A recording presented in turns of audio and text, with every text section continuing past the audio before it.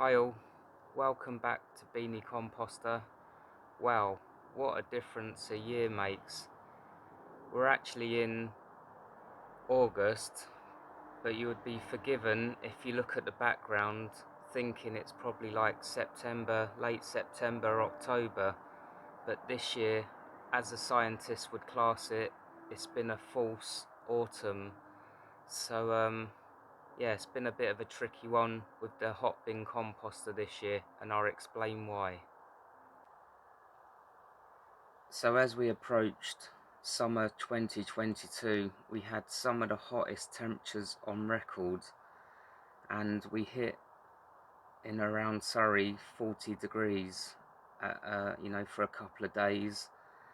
And I don't know how, but people are getting paid to tell us that there's a drought. Well, to be honest, if you look around, I could have told them that for free.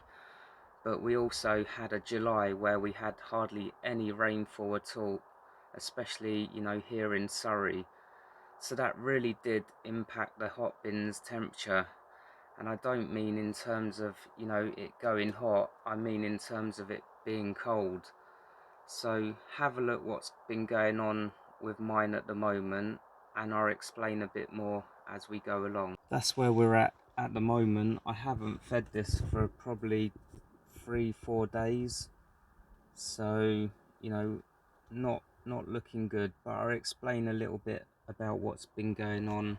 So Mrs. B and the little one went to Poland for 3 weeks. The eldest son is away as well, studying and working, and I was left on my Jack Jones at home, like Macaulay Culkin, all home alone. So in that time I didn't do any cooking for myself. I was popping to my mum's and eating with her. And with work, I'm actually still chefing, but in a job where I'm not really doing too much cooking at the moment. So it's a bit of a strange one, but I wasn't able to really bring any stuff because I wasn't cooking at work, so I wasn't able to bring stuff home from work.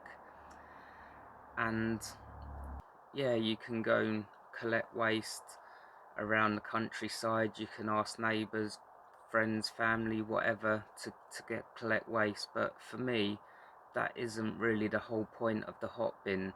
Normally this time of year, if you look back at our videos almost a year ago to now, we were doing cooking in the hot bin. So we had tons of apples, tons of plums from next door's tree. Everything was just, the shed was overloaded with stuff. But before Mrs. B went to Poland, she cut down the meadow at the front, and there was 2 large bags of, which was, because it's been so dry, everything is just bone dry, and there's no sort of easily digestible waste there. We cut the hedge at the front. I was using that for bulking agent, and I'll show you sort of what a feed I was doing pretty much every other day while they were away, what I was putting in here. And I'd put the odd, if I had a bit of fruit or a few bits, I'd cut the rows down so we had a little bit of greenery from that. But generally most of the stuff which was going in here was like already bone dry and not easily digestible. So that's why I really have struggled at the moment to get things up to temperature or to maintain temperatures. This time last year, I don't even think we could walk in the shed because it was ram-packed with buckets of apples, trimmings that the Missus had done. I think she'd cut more bushies than a Brazilian bikini waxing service. Yeah, so this year I was left with 2 bags of almost like animal hay feed, which isn't ideal for your hot bin. But so I was left with 2 bags of this stuff that she'd crammed in there so hard that it was like a struggle to properly get it out. And as I said, we cut the hedge around the front just before they went away, which was about almost 4 weeks ago now. But normally, like, I'd put all this into here on the first day we cut it, and normally that would still be sort of quite moist and wet at the bottom. But because it's been so hot here, it's just all sort of bone dry and not a lot of moisture, but a lot, you know, a little bit at the bottom here. There's more smoke coming out of this than a fire, so better be careful what I'm breathing in here. But so that's completely bone dry with no digestible stuff in it. I'm gonna show you roughly what I was feeding the Hotbin, why they were away.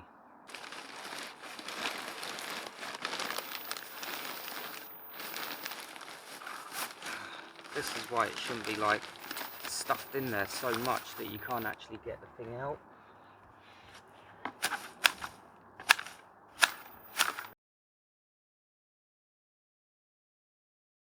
Dry grass, bits and pieces from the meadow, chopped up as best as I could with the shears, and then the hedging from the front I was using as the bulking agent, which is more than sufficient. Just cut that down smallish. So that would be the main part of what I was putting into the Hotbin. Then I would take like maybe of the climbing rows or rambling rows, I would take you know, a few branches off of that. But to be honest, with the lack of water, whereas that's normally going absolutely ballistic this sort of time of the year, it's hardly been sending out too many shooters at all, where it's been conserving itself. And if we show you around the garden, you'll see that, you know, occasionally I would deadhead maybe like the dahlia here, but to be honest, everything was just so dry, so depressing for me, you know, and I wasn't producing any household waste really, so it was kind of just what I could find. But if we show you around the garden, you'll see, like, even though I was trying to water, things were just proper struggling this year, and it really did make an impact on the Hotbin as well. So normally Mrs. B would be deadheading, trimming stuff, and, you know, doing all the stuff she does to fill my waste buckets up to the brim.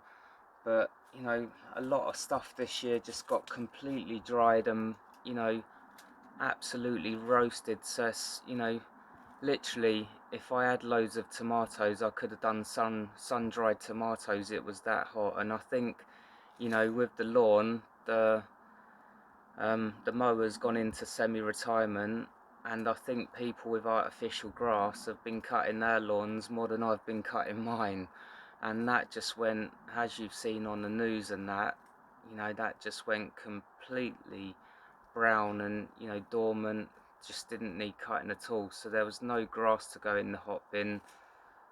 All of this stuff, like I'm saying, if we go over to the trees, the pear tree got totally roasted. You know, hopefully it's going to come back, but, you know, it's a bit hit and miss whether it will. I did, you know, I was picking up where the pears would fall off. I was picking those up from the ground, and, you know, I'd chop those up and put them in. But like I say, we've hardly had anything this year off the trees.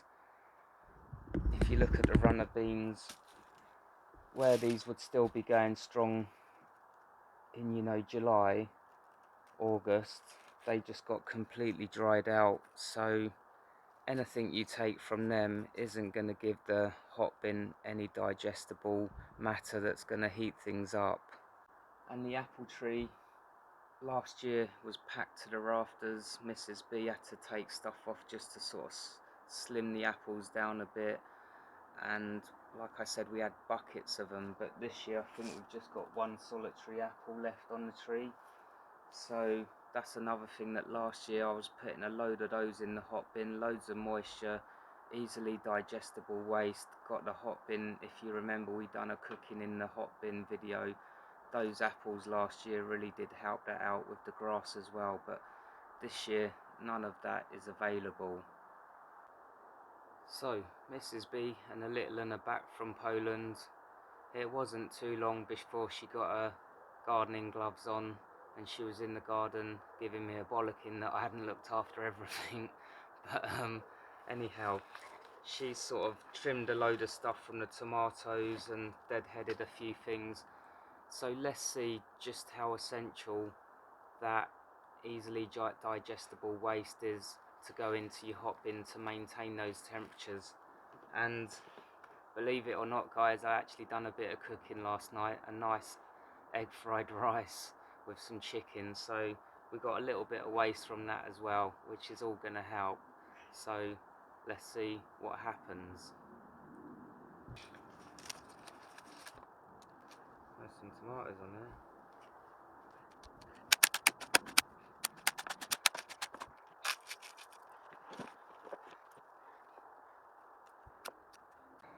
You saw what the temperature in here was. We're below 40, but as I've said, I'm pretty sure that's because there's not enough easily digestible waste going into the hot bin. Plenty of bulking agent has been going in from the hedge, so that's not the issue. I did actually empty it while they were away. I'll show you what came out. Not the best, but I'm going to transfer that into bags, and that's just going to rot down over the next few months until winter, where I can spread it onto the garden. But I'll show you what came out. And initially that got the temperature up a little bit more again, but you know, I wasn't able to achieve, you know, the 60 mark all this time while it's been so sort of dry and hot, just because of the waste's not been going in there. But this is what I emptied out. I'll give this a good stir up. We're adding that waste that I've just done, which has got quite a lot of easily digestible waste in there, so I'm hoping within the next couple of days we can fix this one as well. By the way, congratulations to Sarah that just received a Hotbin Mini, I think a week or so ago, and she's already up to hot composting temperatures, so well done, Sarah. So I did have someone question in the comments saying that maybe they thought like I'm running it a bit too dry and I needed to add some water. But with this one, there's still quite a bit of moisture in there. I am having some leachate come out of it now and again, so although yes it is dry, I haven't been adding any paper to like the mixies for the last few mixies because it's so dry. I didn't really think it was necessary, but I'll give that a good stir around.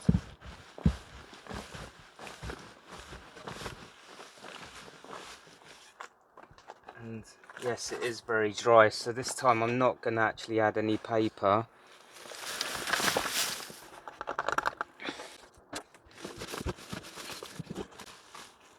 So we'll give that a go and we'll see if we can get this back up to hot composting temperatures again.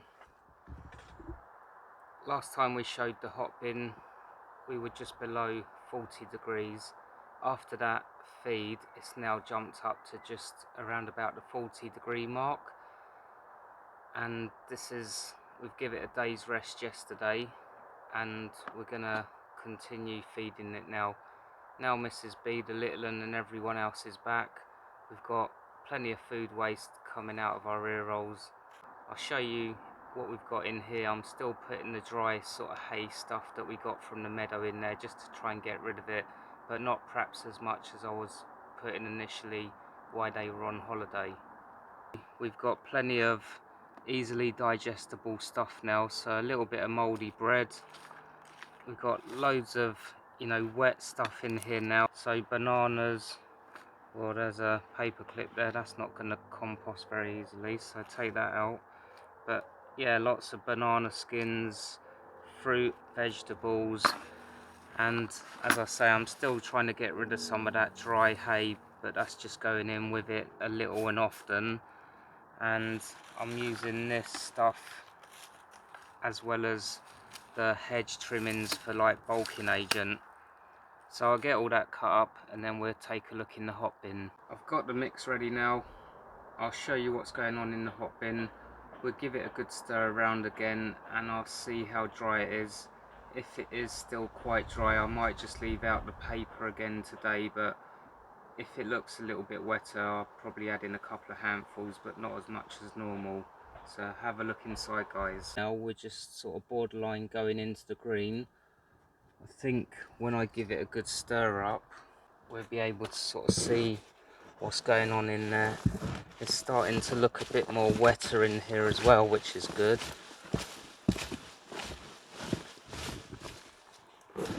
So I think for this feed, I'm going to leave out the paper on this one, but probably the next one I'll start putting paper in again.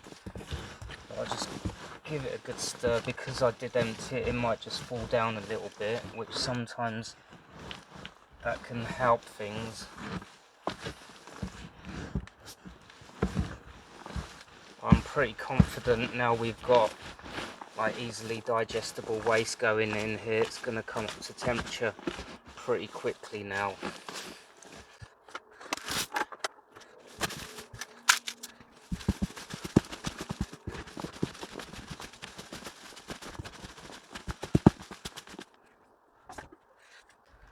We give that another day's rest and see how much the temperature comes up. Got a worm coming out there, so let's rescue him. Oh, well, that wasn't a rescue, was it?